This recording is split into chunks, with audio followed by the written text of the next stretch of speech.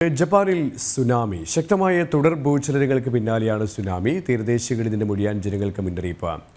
അനിമിസ്യുവിൽ Richter സ്കെയിലിൽ 7.5 രേഖപ്പെടുത്തിയ ഭൂകമ്പമാണ് അനുഭവപ്പെടുന്നത്. വിവരങ്ങളുമായി ഐസൻ ജോസ് ചേരുകയാണ്. ഐസൻ, എത്രത്തോളം നാശനഷ്ടങ്ങളാണ് ഇതിനകം റിപ്പോർട്ട് ചെയ്യപ്പെട്ടിട്ടുള്ളത്? തുടർ ചലനങ്ങൾക്ക് സാധ്യതയുണ്ടോ? ഒരു തരത്തിലാണ് ജാഗ്രതാ നിർദ്ദേശവും?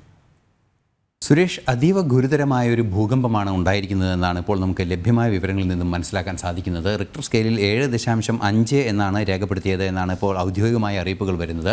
US ജിയോളജിക്കൽ സർവേ ഉൾപ്പെടെയുള്ള സംവിധാനങ്ങൾ 7.6 രേഖപ്പെടുത്തിയിട്ടുണ്ട്. എന്ത് തന്നെയായാലും ശക്തമായ ഭൂകമ്പം, അതായത് റിക്ടർ സ്കെയിലിൽ 8 അടുത്ത ഒരു നമ്പർ വരുന്ന ഒരു ഭൂകമ്പമാണ് ഉണ്ടായിരിക്കുന്നത് എന്നത് അതീവ ഗൗരവതരമാണ്. ഈ എനാമിസു എന്ന് പറയുന്ന ആ തീരനഗരത്തിൽ നിന്നും 42 കിലോമീറ്റർ കടലിനുള്ളിലാണ് ഭൂകമ്പത്തിൻ്റെ പ്രഭവ കേന്ദ്രം അഥവാ എപ്പിസെൻറ്റർ എന്ന എപ്പിസെൻറ്റർ ഉണ്ടായിരിക്കുന്നത്. അതുകൊണ്ട് തന്നെ ശക്തമായ സുനാമി അലർട്ട് 1 മണിക്കൂർ മുമ്പ് തന്നെ നൽകിയിരുന്നു. ഇപ്പോൾ അല്പസമയം മുമ്പാണ് സുനാമി വാർത്തകൾ പുറത്തേക്ക് വരുന്നത്. സുനാമി ഉണ്ടായിക്കൊണ്ടിരിക്കുന്നു എന്ന വാർത്തകൾ പുറത്തേക്ക് വരുന്നത്. ഏതാണ്ട് 1 മീറ്ററിനേക്കാൾ ഉയരത്തിലുള്ള തിരമാലകൾ തീരത്തേക്ക് ആഞ്ഞടിച്ച് കഴിഞ്ഞു എന്ന വിവരങ്ങളും ലഭ്യമാകുന്നുണ്ട്. 5 മീറ്റർ വരെ തിരമാലകൾ ഉയരാൻ സാധ്യതയുള്ള ശക്തമായ പ്രകമ്പനമാണ് ഉണ്ടായിരിക്കുന്നത് എന്നാണ് മനസ്സിലാക്കാൻ സാധിക്കുന്നത്. പക്ഷേ പ്രതീക്ഷ നൽകുന്ന ഒരു കാര്യമെന്ന് പറയുന്നത് ഇത് ഭൂമിയിൽ നിന്ന്, അതായത് ഭൗമോപരിതലത്തിൽ നിന്ന് 10 കിലോമീറ്റർ താഴെയുള്ള ഷാലോ ഷേക്കുകൾ അല്ലെങ്കിൽ ഷാലോ ട്രെമർ എന്ന് പറയുന്ന ആ ഒരു ഭൂകമ്പത്തിൻ്റെ ആ ഒരു ശാസ്ത്രീയ ഗണത്തിൽപ്പെടുന്ന ഒരു ഭൂകമ്പമായതുകൊണ്ട് തന്നെ അതീവ ഗുരുതരമായ ആഘാതങ്ങൾ ഉണ്ടാകാനുള്ള സാധ്യത ജപ്പാനിലില്ല. എങ്കിൽ കൂടി ഇത് സ്വാഭാവികമായും നമുക്കറിയാവുന്നതാണ്. 7 മുതൽ 8 വരെയുള്ള 8 വരെ റിക്ടർ രേഖപ്പെടുത്തുന്ന ഭൂകമ്പങ്ങളിലെല്ലാം തന്നെ മരങ്ങൾ സ്വയം കടപുഴകി പോകുന്ന അത്രയും ശക്തമായ കുലുക്കങ്ങൾ അനുഭവപ്പെടാനുള്ള സാധ്യതയുണ്ട്. പക്ഷേ ഭൂകമ്പ പ്രതിരോധ കെട്ടിടങ്ങളെല്ലാം തന്നെ, അതുപോലെയുള്ള നിർമ്മാണ സംവിധാനങ്ങളെല്ലാം തന്നെ ശക്തമായ ഭൂകമ്പ പ്രതിരോധ സംവിധാനങ്ങൾക്ക് അനുസൃതമായി നിർമ്മിച്ചിരിക്കുന്ന ഒരു രാജ്യം കൂടിയാണ് ജപ്പാൻ. കാരണം തുടർച്ചയായി ഭൂകമ്പങ്ങൾ ഉണ്ടാകുന്നൊരു പ്രദേശം കൂടിയാണ്.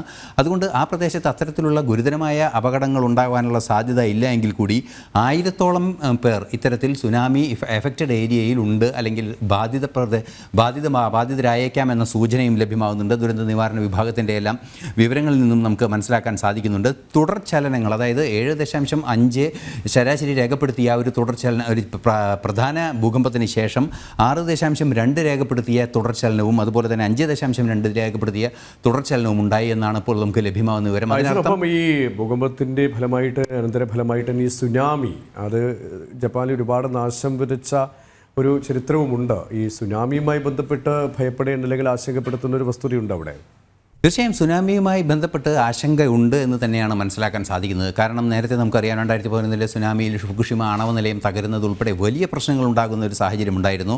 അതുപോലെ തന്നെ ജപ്പാൻ മെറ്റീരിയോളജിക്കൽ ഏജൻസിയും ഇതുപോലെ സുനാമി സാധ്യത വളരെ കൃത്യമായി ഓഷ്യൻ സ്റ്റഡി സെൻറ്റർ എല്ലാം തന്നെ വ്യക്തമാക്കുന്നുണ്ട്. കാരണം 42 കിലോമീറ്റർ, അത് ഉൾക്കടൽ എന്ന് നമുക്ക് പറയാൻ സാധിക്കില്ല എങ്കിൽ കൂടിയും ഉൾക്കടലിന് സമാനമായ ഒരു ആഴമുള്ള പ്രദേശമാകുന്നത് കൊണ്ട് തന്നെ ശക്തമായൊരു പ്രകമ്പനം, ശക്തമായൊരു തിരമാലകളുടെ സാന്നിധ്യം ഉണ്ടാകാനുള്ള സാധ്യതയുണ്ട്. സ്വാഭാവികമായും ഇത്തരത്തിലുള്ള പ്രശ്നങ്ങൾ ഉണ്ടാകുമ്പോൾ, അതായത് ഈ മീൻപിടുത്ത ബോട്ടുകളും അതുപോലുള്ള സംവിധാനങ്ങളും വിന്യസിക്കപ്പെട്ടിരിക്കുന്ന ഒരു സ്ഥലം കൂടിയായിരിക്കും. അതുകൊണ്ട് തന്നെ അത്തരത്തിലുള്ള ആഘാതങ്ങളുടെ സാധ്യത മുൻകൂട്ടി കാണണം. എന്ത് തന്നെയായാലും 1 മീറ്റർ ഉയരത്തിൽ തിരമാലകൾ അടിച്ചു കഴിഞ്ഞു എന്നാണ് അവസാനം ലഭ്യമാകുന്ന വിവരങ്ങൾ. 5 മീറ്ററിനേക്കാൾ ഉയരത്തിൽ തിരമാലകൾ ഉണ്ടായേക്കാമെന്നും റിപ്പോർട്ടുകളുണ്ട്.